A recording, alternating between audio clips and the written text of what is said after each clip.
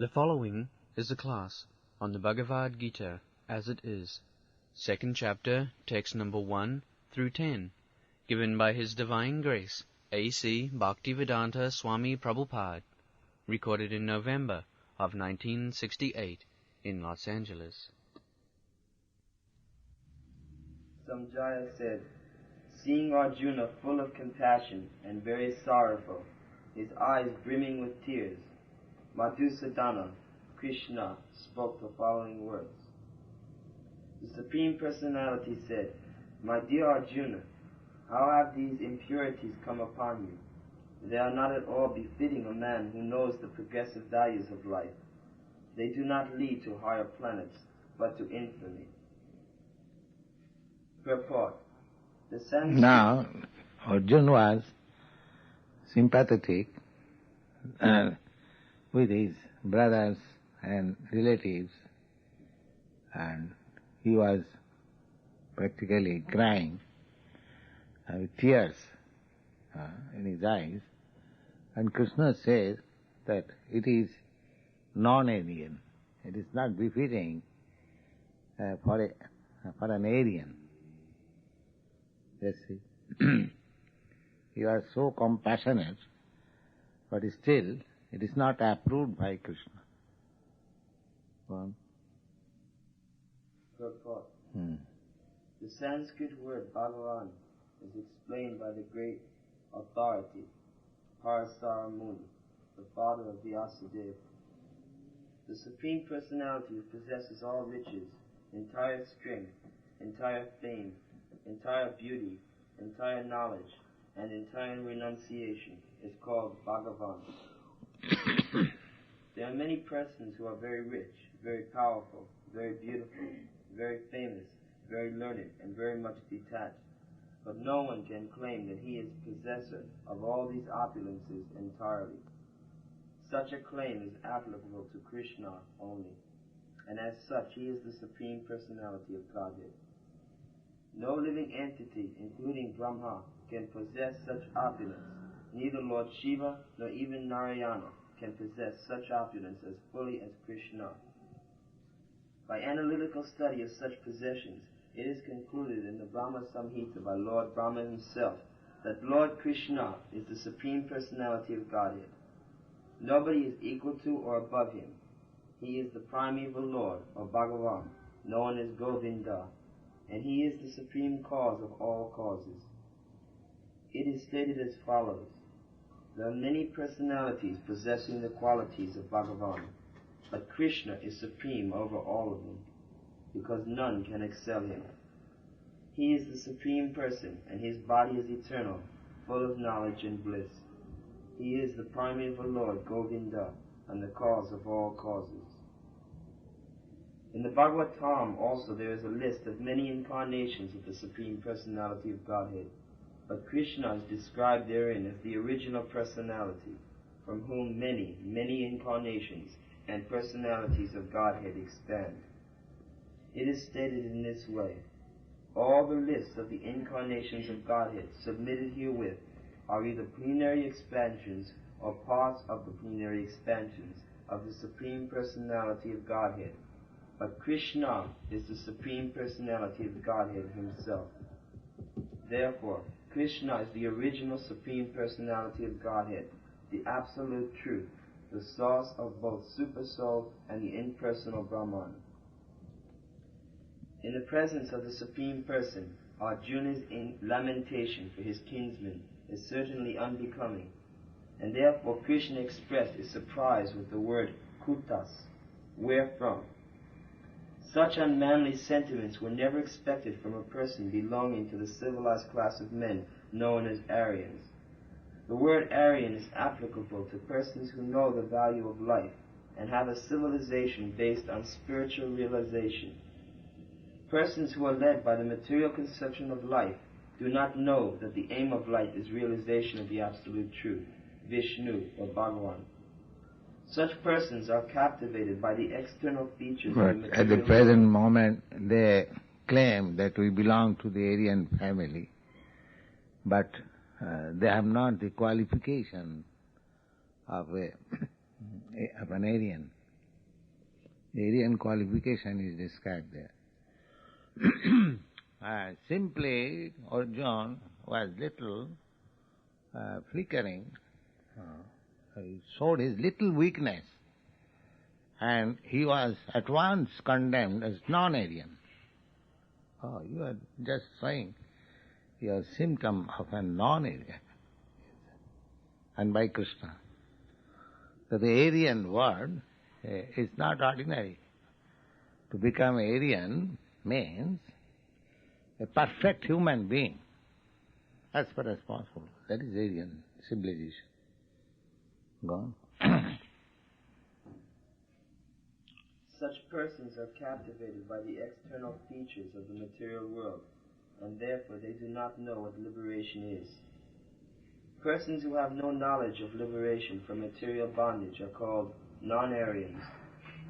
Arjuna was trying to deviate from his prescribed duties, declining to fight, although he was a Kshatriya or warrior. This act of cowardice is described as befitting the non-Aryans. Such deviation from duty does not help one in the progress of spiritual life, nor does it even give one the opportunity of becoming famous in this world. Lord Krishna did not approve of the so-called compassion of Arjuna for his kinsman. So-called compassion. He was thinking that by showing that compassion, he will be, eulogized by Krishna. But Krishna condemned it. Yes. Just the opposite. In other words, Krishna is very strict also. That is the qualification of Krishna and his associates. Vajradapi kathor and kusumadapi kamal.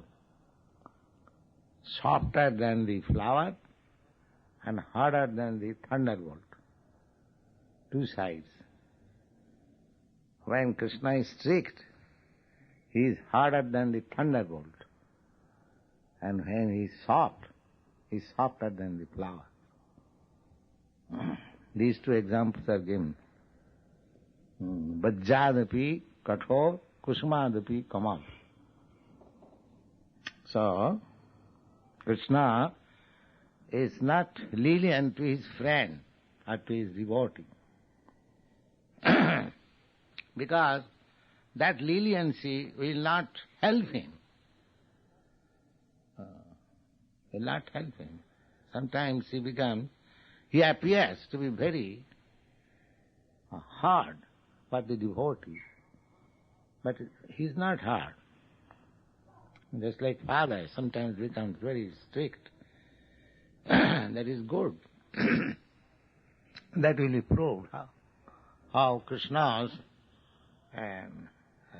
hardness will prove his salvation.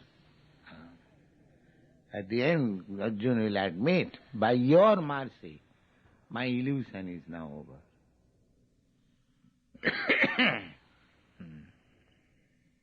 So this sort of stricture from God on the devotee sometimes misunderstood. Because we are always accustomed to accept what is immediately very pleasing. But sometimes we'll find that we are not getting which is immediately very pleasing. But we should not be disappointed. We shall stick to Krishna. That is Arjuna's position. Go on.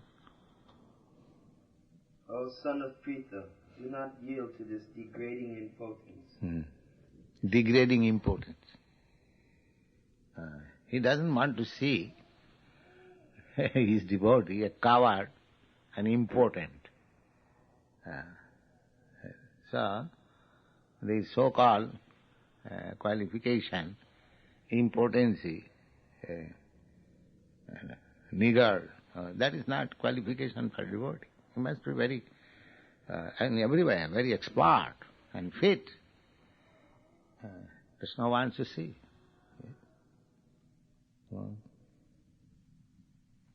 It does not become you. Give up such petty weakness of heart and arise, O chastiser of the enemy. Especially addressing chastiser of the enemy. There is no excuse. You must be chastiser. Not that because I become Krishna conscious, I will be very humble. You must be humble, but in need, if there is need, you shall be thunderbolt. That is Krishna instructing. Arjuna said, O killer of Madhu, Krishna, how can I counterattack with arrows in battle personalities like Bhishma and Drona who are worthy of my worship? Of course, all explanations are not there. Here, these words, Krishna addressed Arjuna, a chastiser of enemies. And Arjuna addresses Krishna, Madhusudan, or the killer of the demon Madhu. Yes, you are addressing me as chastiser of enemy, but do you think my grandfather and my teacher, they are my enemies? You killed demon Madhu, therefore your name is Madhusudan. But you are asking me to kill my grandfather and teacher. That is the hint.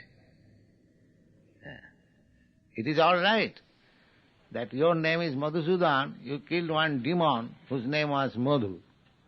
But you are asking me Bhishma Sudan. Bhishma is my grandfather and Drona Sudan. Sudan means killer. So how can it be that? Now, that is the answer.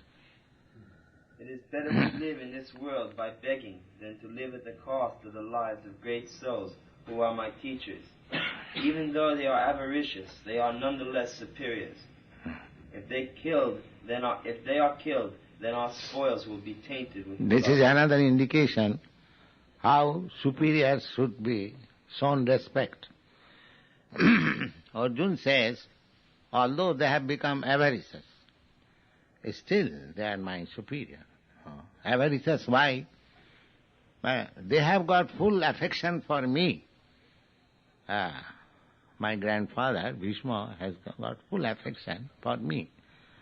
And Dronacharya, I am his very dear student, so he has also my very good affection for me. But because Duryodhana has paid them, he has accepted their service. Paid, so avarice. Simply for money, in spite of so much affection and intimate relationship, they have accepted the service of Duryodhana, counting on money. So therefore they are avaricious. But in spite of their being avaricious, they are my respectful. This is respect. This is respect. That the respectful person who is my respectful, even there are some characteristics which does not command respect, still respect should be offered. This is respectful offering. Yes. Sometimes it may be. The example is given in the Bhagavad Gita, you'll find, Apiche suduracharo bhajati mamananna bha sadhuriva samantam. Even a devotee sometimes found not acting properly.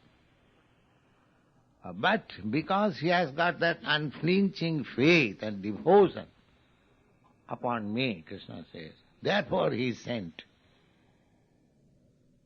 Only for that one qualification. He does not know except Krishna. So, to such person, even some flaws are found in their character. Just like we have imposed some rules that elicits sex relationship and the intoxication, meat eating, so many things. So, of course,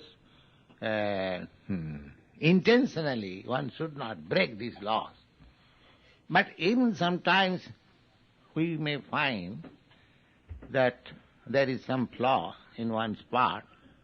Suppose if I see somebody is smoking, but he is doing Krishna consciousness very nicely, so we should not deride. We shall give him concession to reform. That it does not mean that because he has accidentally smoking, that does not mean he has become immediately disqualified. As Arjuna is saying, although they have become avaricious, still they are my superiors. Still they are my superiors. This is called unflinching faith. In spite of seeing my respectful superior abominable, not willingly but by accident, still I should not withdraw my respect. That is it.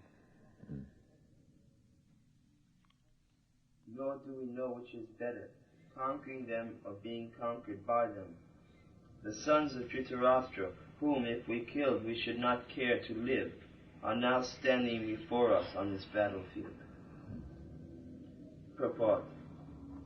Arjuna became perplexed in this connection, not knowing whether he should execute the fighting with the risk of committing unnecessary violence, although it is the duty of the Kshatriyas, or whether he should not and prefer instead to live by begging, because if he did not conquer the enemy, begging would be the only means left for his living. There was no certainty of victory, because either side might emerge victorious. These are his causes of perplexities. How you are thinking, that has been tried to be explained. Yes. Wow. Even if there were victory awaiting them, because their cause was justified, still, if the sons of Dhritarashtra should die in battle, it would be very difficult to live in their absence. Under the circumstances, that would be another kind of defeat. All these considerations by Arjuna definitely prove that he was not only a great devotee of the Lord, but that he was also highly enlightened and had complete control over his mind and senses. His desire to live by begging, although he was born in the royal household, is another sign of detachment. He was fully in the quality of forbearance, as all these qualities, combined with his faith in the words of instruction of Sri Krishna, his spiritual master, give evidence. It is concluded that Arjuna was quite fit for liberation. Unless the senses are controlled, there is no chance of elevation to the platform of knowledge, and without knowledge and devotion, there is no chance of liberation. Arjuna was competent in all these attributes, over and above his enormous attributes in his maternal relationships. God. Now I am confused about Yes, what is it? Now I am confused about duty and have lost all composure because of weakness. In this condition I am asking you to tell me clearly what is best for me. Now I am your disciple, and the soul surrendered unto you. Please instruct me. Purport. By nature's own way, the complete system of material activities is a source of perplexity for everyone. In every step there is perplexity, and it behooves one, therefore, to approach the bona fide spiritual master who can give one the proper guidance for executing the purpose of life. All Vedic literatures advise us to approach a bona fide spiritual master to get free from the perplexities of life, which happen without our desire. They appear like a forest fire, which takes place without being set by anyone. Similarly, the world situation is such that perplexities of life automatically appear without our wanting such confusion. Nobody wants fire, and yet it takes place, and we are perplexed. The Vedic wisdom therefore advises that in order to solve the perplexities of life and to understand the science of the solution, one must approach a spiritual master who is the cyclic succession. A person with a bona fide spiritual master is supposed to know everything. One should not therefore remain in material... This is a translation of a Vedic version. Acharyavan Purusa Veda. Acharyavan, one who has Acharya as his guidance, he is supposed to know everything. Acharyavan Purusa Veda. That is given there.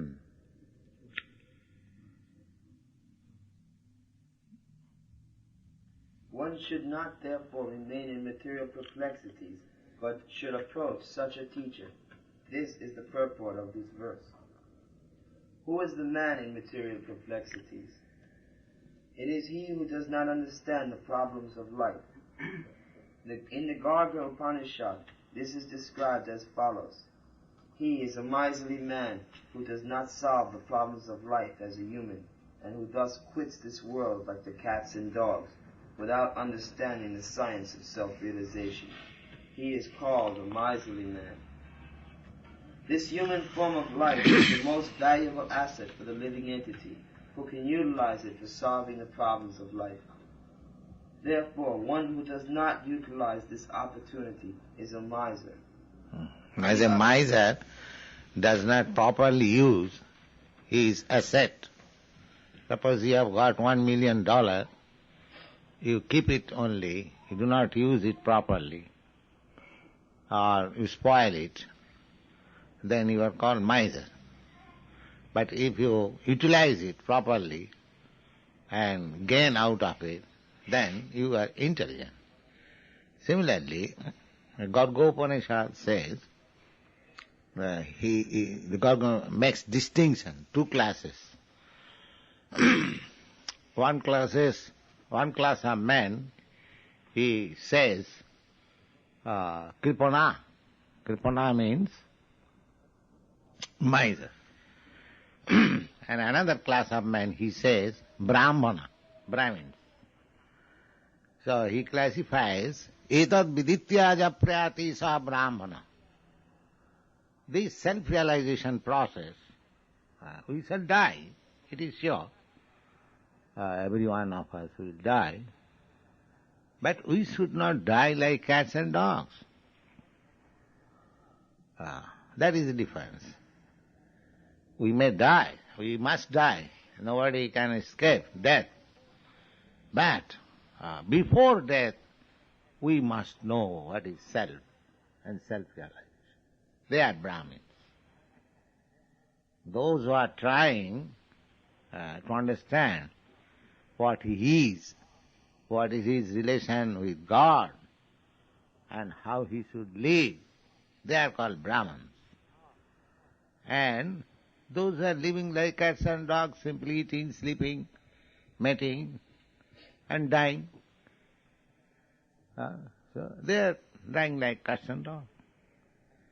So, death is inevitable. That is also advised by Prahlad Maharaj in his instruction to his class fellows. Kaumarang acharit pragya dharman bhagavatan. My dear friends, from this beginning of life, we are now 5 years old, from this life we should try to understand Bhagavad Dharma. Bhagavad Dharma means to understand our relationship with the Supreme Lord. That is called Bhagavad Dharma. Manasang adhurvam, tadapi adhurvam. Although the life is temporary, but it is very suitable for self-realization. So therefore, one should begin this process from childhood. just like modern education system, the children are given some playthings, engineering. I've seen in your country especially, he is given railway line and so many things.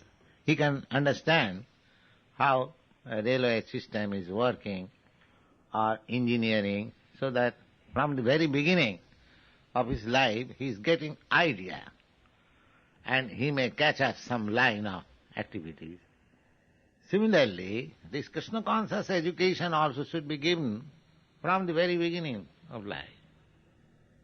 That is the mistake of the modern civilization. Everyone is becoming engineering, technologist, or medical man, or so many. But the real problem of life is to understand the self. There is no educational system. Throughout the whole world, what is this self, what is its need, how it is constituted, how it is working, so many things. In Boston, there was a Massachusetts technological, you know that? Yes. So I explained that here is a nice technological institute, but where is this technological department? To understand.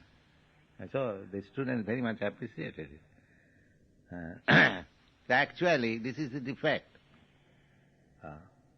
We know this will be the beginning of Bhagavad Gita, that there is something which minus this body is useless.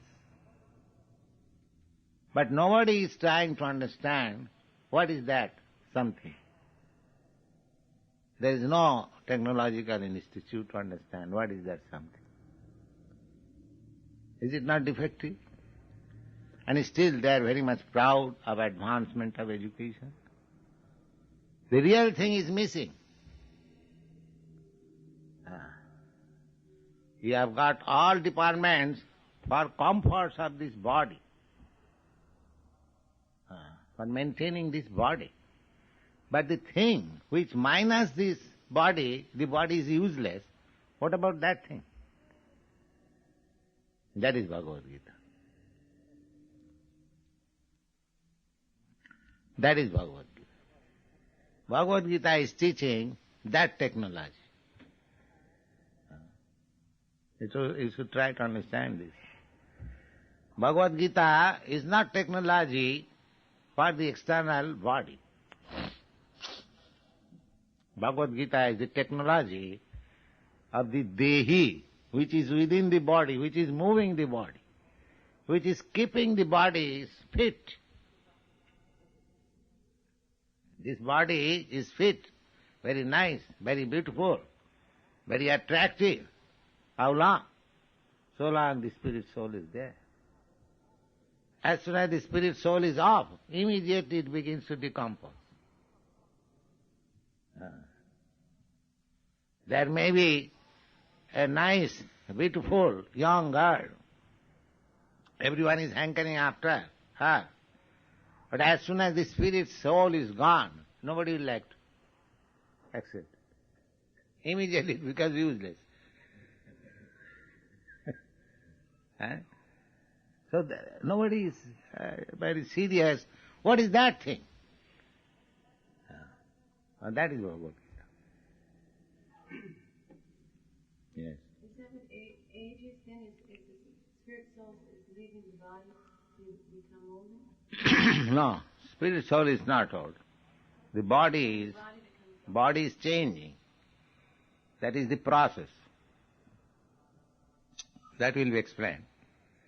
Dehinasmin datha dehi kumara jovanam jara tatha dehantram prapti dhira sattanamayati. But spirit soul is evergreen. The body is changing. That is to be understood. Body is changing. That everyone can understand. Just like in your childhood, your body was different, that is this child, a different body. And when that child will be younger, that will be different body. But the spirit soul is there, in this body and that body. So this is the proof that spirit soul does not change, the body change. This is the proof. I am thinking of my childhood. That means I am the same I, which I was existing in my childhood. And I remember in my childhood I was doing this, I am doing that. But the childhood body is no longer. That is gone. Therefore, it is conclusion that my body has changed, but I am the same. Is it not? This is simple truth. So this body will change, still I shall remain. I may enter into another body. That doesn't matter. But I shall remain. Tatha dehantaram prati dhira sattanamaya. As I am changing my body, even in the present circumstance, similarly, the ultimate change does not mean I am dead. I enter into another. That also explains. Vasangsi chinnani jataha. Just I change. Just like when I was not sannyasi, I was dressing like any gentleman. Now I have changed my dress. That does not mean that I have died. No, I have changed my body. That's all. I have changed my dress.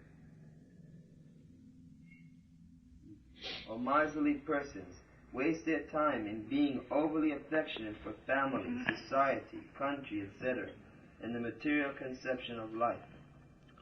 One is often attached to family life, to wife and children and other members on the basis of skin disease. The Kripanas think that they are able to protect their family members from death, or the Kripana thinks that his family or society can save him from death.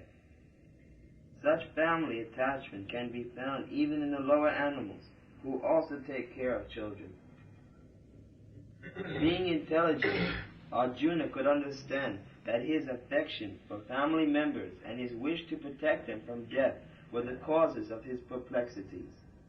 Although he could understand that his duty to fight was awaiting him, still, on account of miserly weakness, he could not discharge the duty. He is therefore asking Lord Krishna, the Supreme Spiritual Master, to make a definite solution. He offers himself to Krishna as a disciple. He wants to stop friendly talks.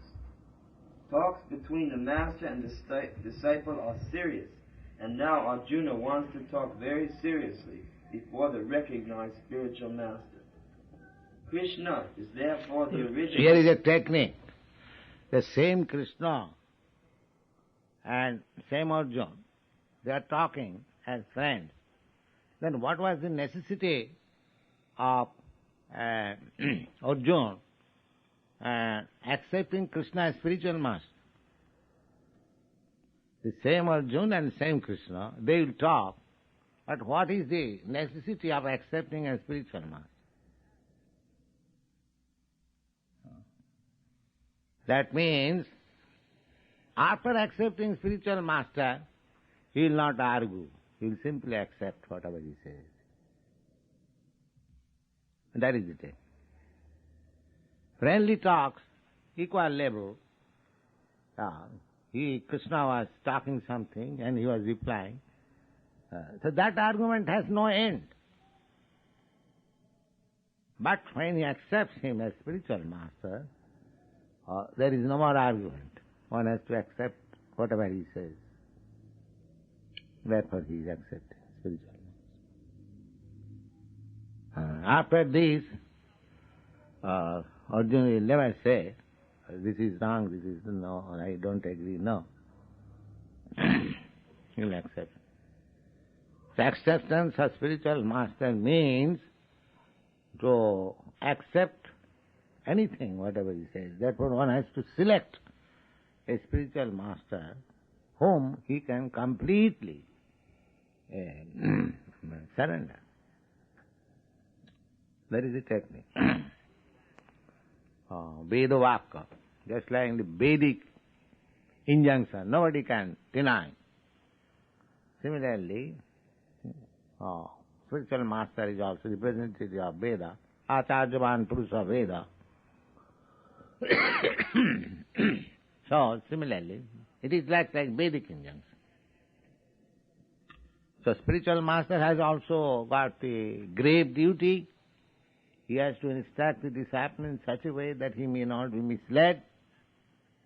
And that is not possible because a spiritual master is he who will simply speak from authoritative sources.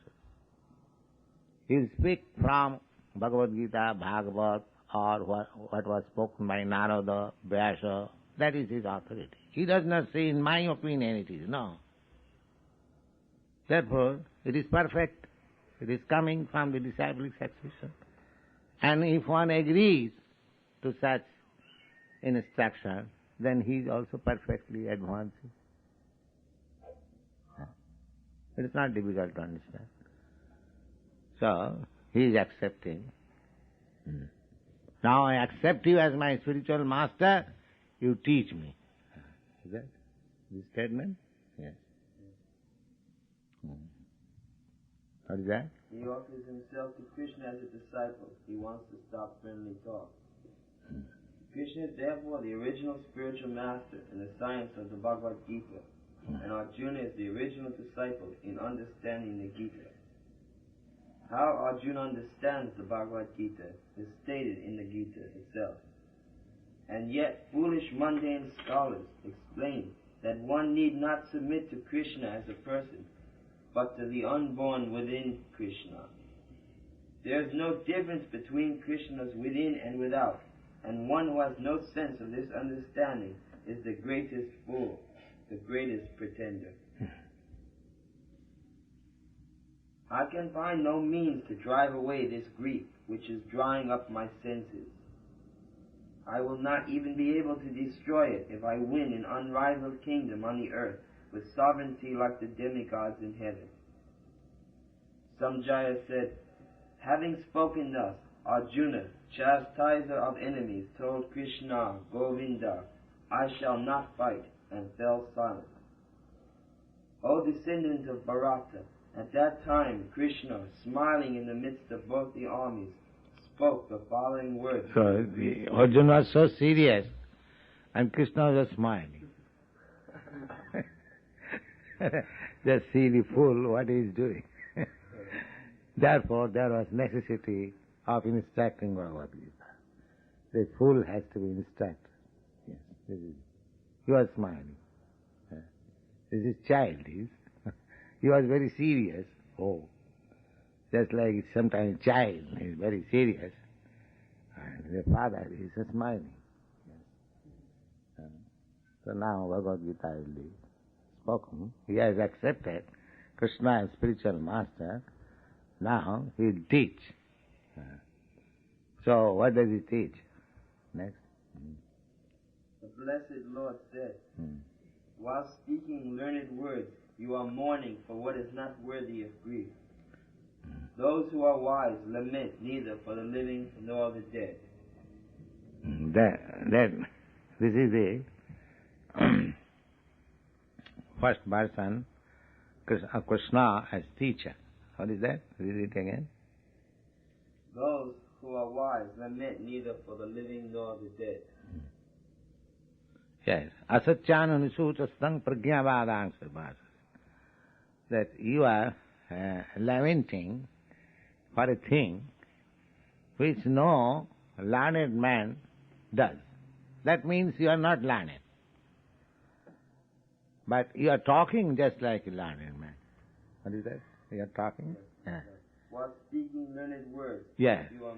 you are speaking learned words, but your behavior shows that you are not learned, because you are lamenting on a subject which no learned man laments. And politely he says that you are not learned, but you are talking just like a learned man. That we will find. Dr. Frog speaking like a very great philosopher. Just like here, that Dr. Radhakrishna that says, it is not to Krishna, but within Krishna. That fool does not know that there is no within or without of Krishna. That Krishna is within and without. That he does not know. And he is accepted as a very great learned man. Dr. Frog, not Dr. Radhakrishna. This is going on in the world. They are posing themselves as very learned. But this can be detected by devotees, who is learned and who is not learned. Others cannot detect. Others will be misled. The devotees, they have got such eyes to see that they can immediately discriminate who is a fool, who is a learned.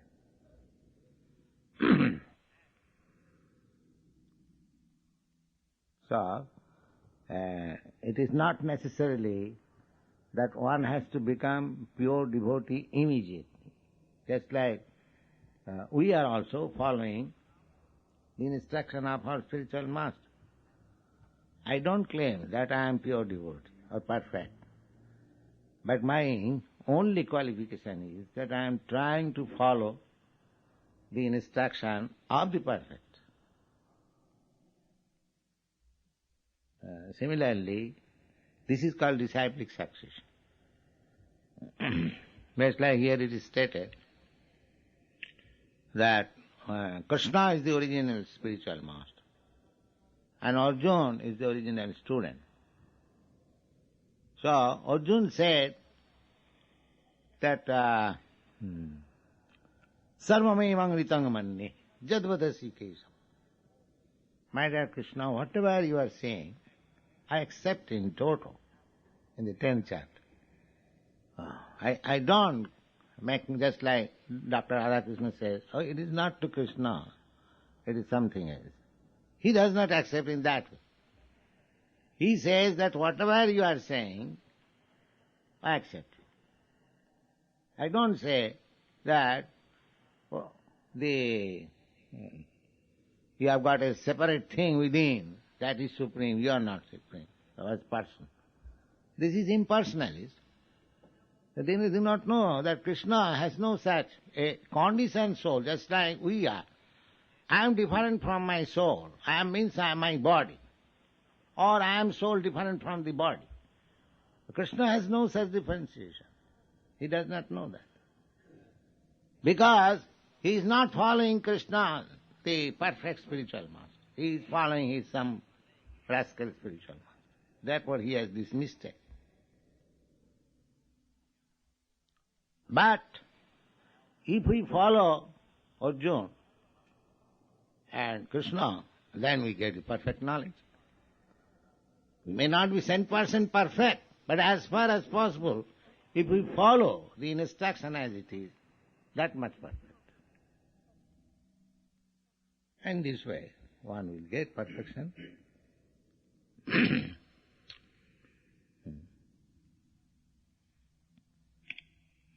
So, one has to follow the same example, try to understand that a perfect expert technologist or technician or mechanic is working and somebody is working under his instruction.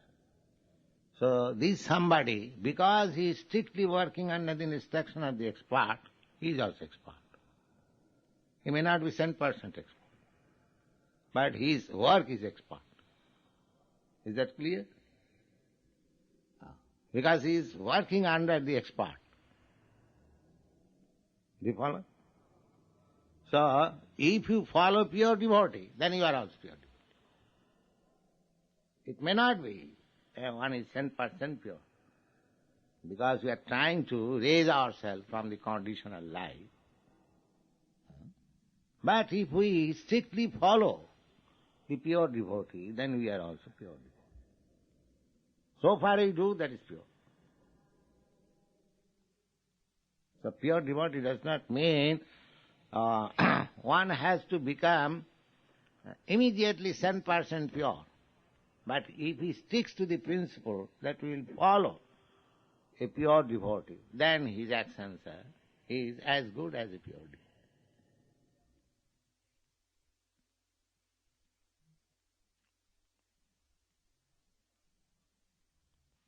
That is it is not, I am explaining in my own way, it is the explanation of Bhagavad. Mahajana jena gatasya panthya. We have to follow the footprints of pure devotees. It is said that tarko apratishya. If you want to become pure by your arguments and logic, that is not possible. I may be defeated by another strong man who is stronger in argument than me. So this is not the way of becoming purified. Tarka, simply arguing. Tarko apratishya. Sutayo vibhinya. Sutayo, scriptures. Suppose somebody sticks to the scriptures. The scriptures, there are different types of scripture. So, they are bibhinna. Bibhinna means different types. So how we can become purified even by following the scriptures? Tarko apratishtas sutayo bibhinya. Naso munijjasa matangana bhinna. Muni means thoughtful, philosopher. If we follow a particular type of philosopher, that is also not perfect. Because I may be under the care of a philosopher, rock philosopher. So, that is also not sure. Tarko apratishtas sutayo bibhinya naso munijjasa matangana bhinna. Dharmasya tattanga nihitang guhaya. Therefore, to become pure or to understand the essence of purity is very confidential. It is not to be acquired by our own efforts, by argument, or by being expert in scripture, or by becoming a philosopher, similar way. It is very confident. Then, how? Mahajana jena gatasya.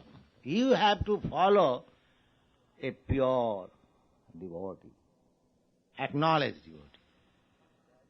Similarly, in the Bhagavad Gita, if we follow Arjuna, then you understand Bhagavad Gita as it is.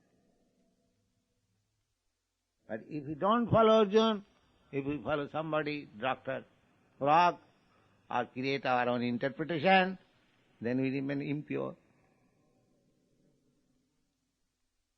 So, Mahajana jena gatasya panta. We have to follow the footprints of Mahajan, great soul. So here is directly you are meeting great soul, Arjuna. He is directly being taught Bhagavad Gita by the original teacher. Who can be greater authority than Arjuna? So as Arjuna accepts Bhagavad Gita, if you accept Bhagavad Gita in that way, then your study of Bhagavad Gita is perfect. It is very simple. Therefore, I am saying here that Krishna is the original teacher and Arjuna is the original student. So you follow the original student, you understand Bhagavad Gita. Even Krishna is not present before you. He is present by his words. This is the way of following what is pure.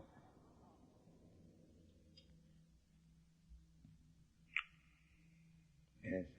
Can Krishna give us the ability to someday remember every word that you're saying to us now? Because I myself, I forget so much. And I want to hear just how you're talking and I can't. What is that? I don't follow. I want to be able to hear you saying exactly what you're saying now. I want to always be able to hear it, but I forget. Why? My memory is very poor. No. If you try memory, maybe for everything depends on cultivation. If you cultivate something, your memory increases. Everyone becomes expert, not in one day, but by cultivation. Similarly, if you try to remember, then your memory will help you to remember. It is not difficult.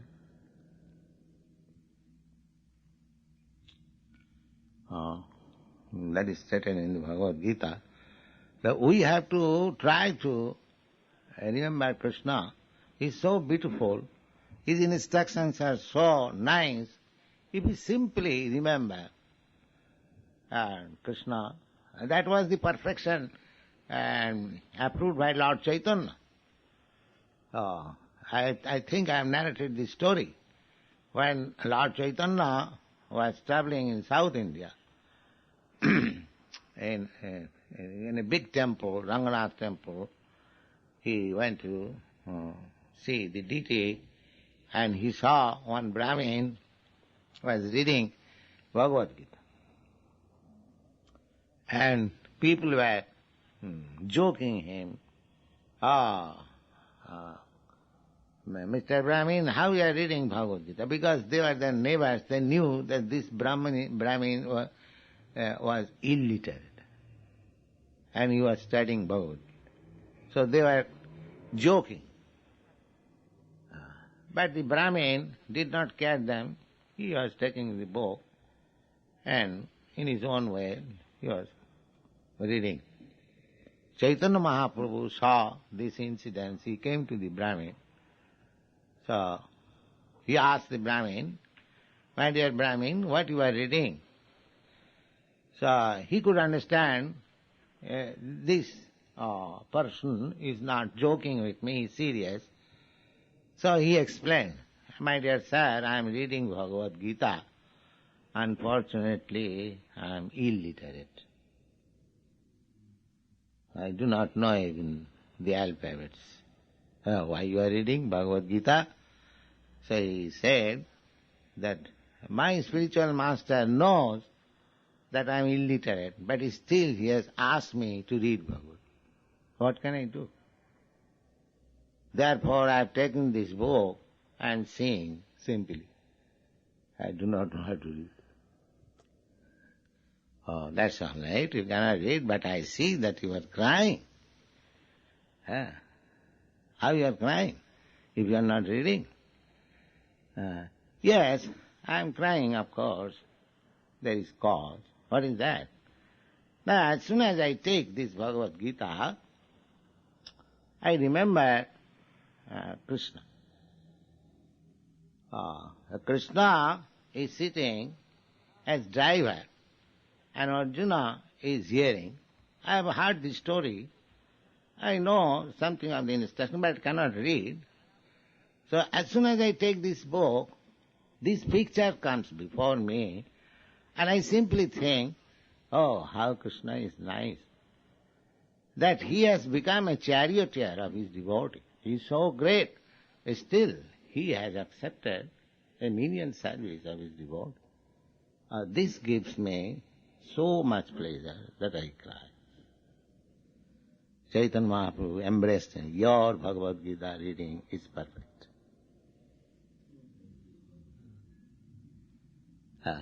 You have taken the essence.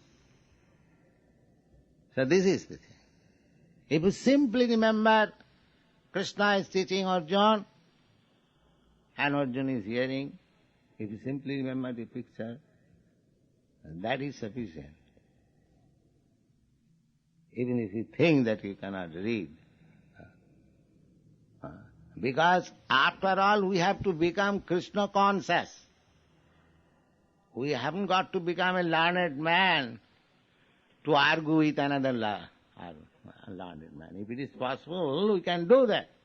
But that does not make any difference. If I cannot argue with others, or if I cannot teach very nicely Bhagavad Gita to others. Simply if I remember this picture, that is perfect. Because we have to become Krishna conscious. We have to simply think of Krishna. You think in any way, that is your perfection. Smartabam satato Vishnu. This is the injunction. You have to think of Vishnu always. This is samadhi. This is meditation. This is yoga siddhi. Perfection of yoga. So one who has learned to think of Krishna always, he is already on the perfectional stage. Aradhita jadi haris tapasa tatat kim. If one has come to this stage, just to understand Krishna, the great, the Supreme Personality of Godhead, and his surrendered soul, Krishna, whatever you like, you do. I am surrendered. This is Aradhana. Then he doesn't require to undergo any austerities or penance. Everything is finished. And Naradhita jadi haristavasa tatakim. And if he does not come to this stage, his so-called scholarship, learned argument, this or that, all nonsense. Finished. Useless. One has to come to this stage. Therefore, Lord Chaitanya embraced the Brahmin. Yes, your study of Bhagavad Gita is perfect. Because one has to come to this stage, thinking of Krishna always. So, if one does not come to this stage, simply by academic education, he says it should be like this, the interpretation should be like this. He's simply wasting time. Fraud philosopher. One has to come to this stage. Aradhita jadi haris tapasa tatakim, naradhita jadi haris tapasa tatakim. So, that is the perfection. Krishna, gopis, if they were cowherds girl, their father and mother, they are only ordinary village men keeping cows, that's all. What is their education? They are not Vedantists. But they learned to love Krishna. That was their qualification. And Chaitanya Mahaprabhu certifies Ramya Kaji Dupasana Brajavadvarga Vida. Oh, there is no better worship than that which was contemplated by the gopis. Because they did not know what is Krishna, but they loved Krishna, that's all. They loved Krishna, because Krishna was God or Krishna was something great. No, their natural affection was for Krishna. They could not stay even for a moment without seeing Krishna. That was the quality. This is Krishna consciousness. One has to come to perfect Krishna consciousness somewhere or other. That is perfection. That is everything. If one always thinks of Krishna, then he is perfect. We should not forget. We have presented so many formulas. Why? Not the formulas are important, but the formulas will help me to remember Krishna always. It's like you are going to sell our magazines. So this magazine selling or taking some contribution is not our business. Our business is that we are spreading Krishna consciousness. People are hearing about something about Krishna. And because we are helping, we are also hearing. We are also benefiting. When you speak somebody about Krishna, then I hear also Krishna. Savanam Kirtanam. We first, preliminary steps, hearing and chanting is going on. So in this way, we shall take all opportunities so that 24 hours, whether awakened or sleeping, we shall always think of Krishna. That is perfection.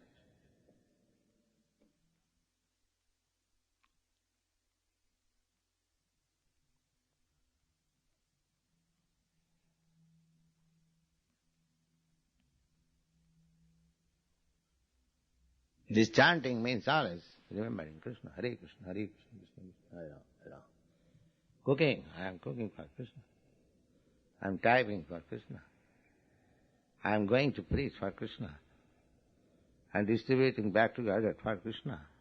In this way, always remember Krishna, that's all.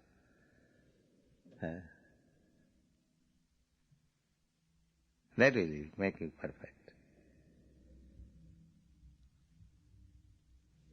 Yeah. When you're engaged in spreading Krishna consciousness by your singing or studying back to Godhead or speaking with people, through our senses like seeing or hearing or touching or smelling, our mind gets distracted even while we're engaged in studying back to Godhead, then how can we always return to that point of remembering, even though our senses are being dragged by billboard signs and so many... No, suppose you are selling back to Godhead. Does it not remind you Krishna? Does it not remind you about Krishna?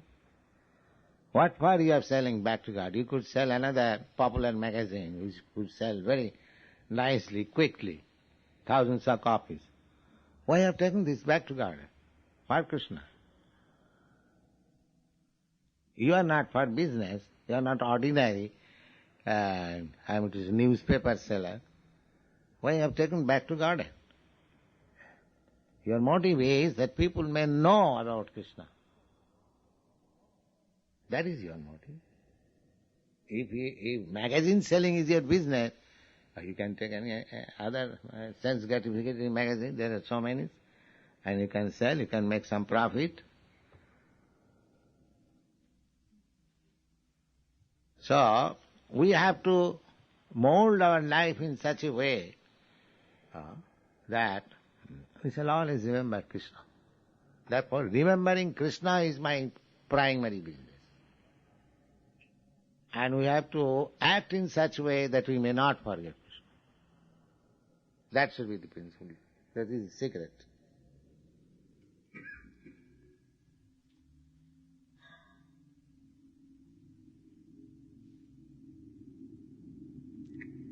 Therefore it is equally good for anyone, because we can engage anyone in the business of Krishna. If somebody has no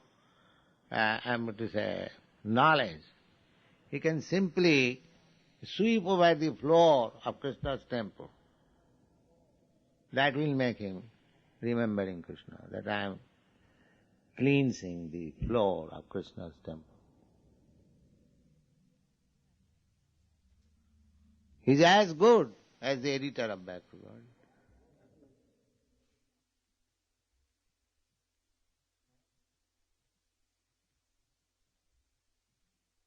Yes.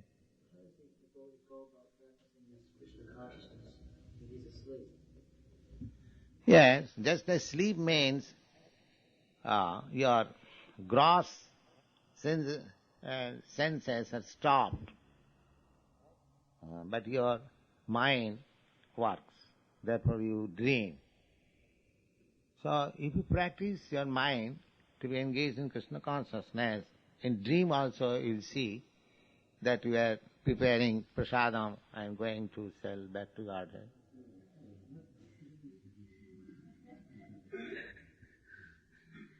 That's all.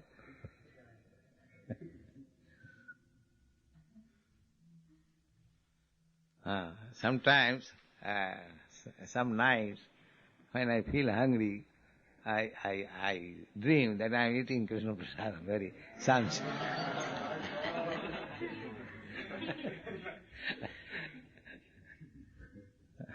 Somebody is supplying me nice paratha and I am eating. Oh.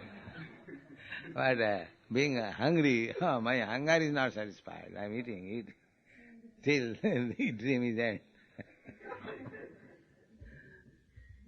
So, if you practice, this is the technique. We have to practice in this way that when all functions of this body will be stopped at the time of death, we shall remember somewhere or other Krishna, then success.